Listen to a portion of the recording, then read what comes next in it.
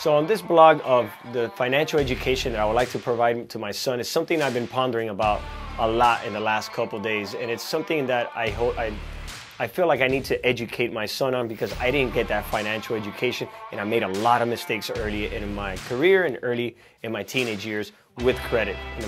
And sharing this, I think that will put him in a better situation, and I think it's something that we should all consider teaching our children. During the podcast I had with Richard Barthelemy a few weeks back, we discussed how the concept of passive income is something they don't teach in high school. I'm glad you share that, man. Passive income is definitely, once you discover it, you're like, wow, I wish somebody would have. They should teach that in high school. Yes, they should. I don't know they should teach passive income. They should teach, they should have a course or at least the option to pick like how to underwrite multifamily deals. I swear to God, I can't wait for me to start teaching my son about passive income. As soon as he starts doing math, I'm putting rent rolls and income and expenses. I just want him to understand that business. I wish I would have learned it earlier. But actually, millions of Americans don't get much of a financial education at all in their life. Here in the U.S., there's a private initiative called the National Financial Literacy Month, which is a national campaign organized to jumpstart the coalition to raise awareness about financial literacy and promote financial education. This has been around for almost 20 years. In 2004, the Senate passed this resolution recognizing April as the Financial Literacy Month. However, few people have never heard of this. I, for one, never heard of this either. Why is this not popular? Why? I have no clue, but we definitely need it. Now, this is a topic that I think about a lot. And on my end, I want to teach my son some financial lessons that he will need to survive in the current world and beyond just working like many people are raised to do. Lesson number one is passive income. By its most simple definition, passive income means you are earning an income with little to no effort required to keep it coming. It's called progressive passive income. When the earner expands little effort to grow the income, examples of passive income include rental income properties or any other business activity in which the earner does not participate or has very little participation. It is the opposite of traditional approach of work hard that is used to raise generations of people. Now, don't get me wrong, I work very hard and I value hard work, and you do need that to grow a business. But by working hard as an employee, I couldn't have anything that I've acquired or any properties that I own, much less reach the levels of financial freedom I enjoy today. And I want my son to learn that. I want my son to know people can generate passive income in many ways. You can rent an apartment, a parking spot, a car, a bicycle, almost anything that you own, and that you can lend for a fee and get income without working. Lesson number two is the difference between what you want and what you really need. So I want to teach my son to learn the difference between what he needs to have and what he wants to have. And now that he's very young, I don't want to kill his dreams. If he wants to have a very expensive car one day, jewelry, or designer clothes, but he needs to know that he doesn't need that. Even though you feel the pressure of impressing people in society, I think that is a hard lesson for people to learn. Some adults never get a grasp of the difference, and that is a cornerstone of good financial decision.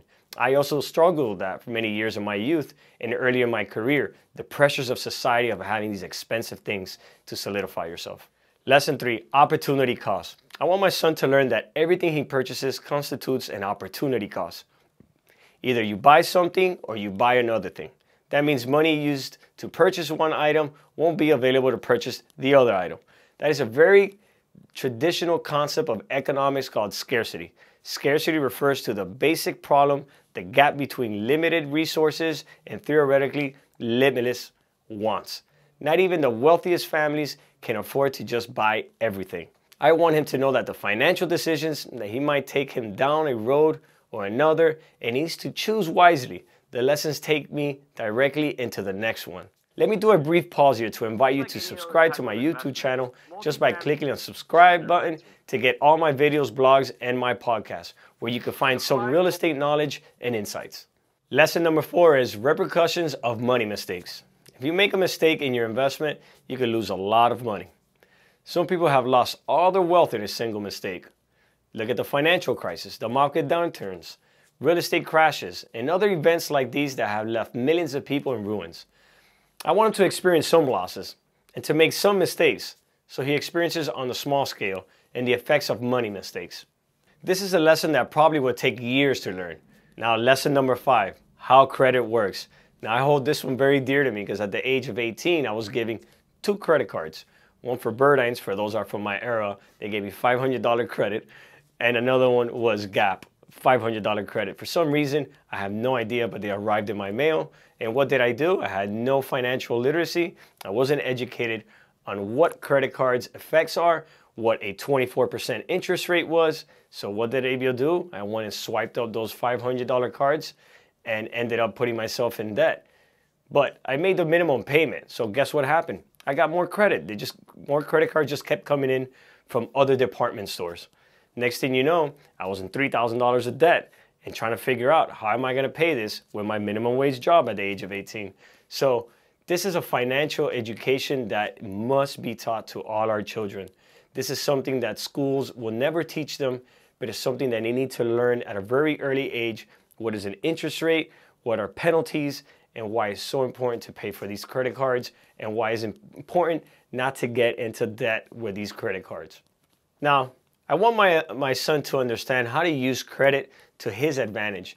In multifamily investments, we acquire properties using debt, but we know how to utilize it because we have learned many lessons on credit and debt. Here in the United States, credit is especially important. It has the effects on many aspects of your lives. It affects loan rates, it affects insurance rates. It's used to qualify people. So, I wanted to help my son learn about credit and use it in the right way. I want to help him to get extraordinary credit.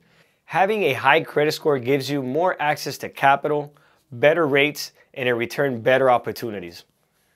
Rich people and intelligent people create a credit history for their children at a very early age.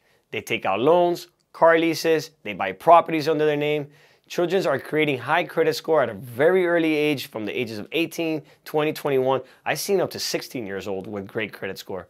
Now, I know this could be a double-edged knife, but if managed correctly and educated correctly, it gives children an edge later in life. Now, there's many other financial lessons that I want my son to learn, and I think that they should be taught in school. If you have other financial lessons to share with your children, please let me know. I'm open to hear your comments on your blogs, and I would love to see what other folks are doing. Don't forget to follow me on Instagram, LinkedIn, Facebook, where I share insights on the industry, news, trends, much more. And if you're interested in multifamily investing, please join my exclusive investor network, and I will have a link below for that video. Thanks, and I'll see you soon.